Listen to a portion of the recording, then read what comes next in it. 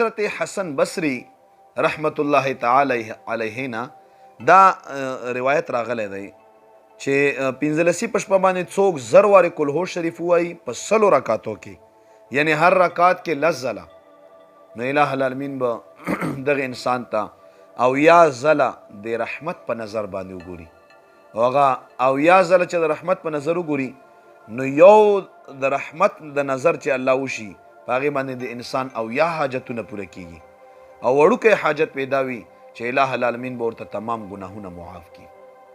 حاضرینو دا د پنځلسي شپه بیا دا صلات الخیر اهتمام دا کولی شي او دا کیږي، او په جمع باندې هم کیږي، ځکه چې جمع باندې نوافل کله کله کولی شي، دا کې هیڅ خبره نشته.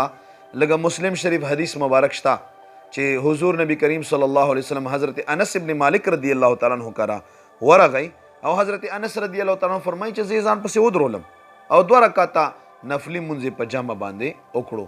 نو کله کله نفلی منځ په جمع باندې کول په دې کې هیڅ حرج نشته، هیڅ کراهت او مکروهوالی نشته، او دا بالکل ثابت دي، او دا مطلب چې شته دی.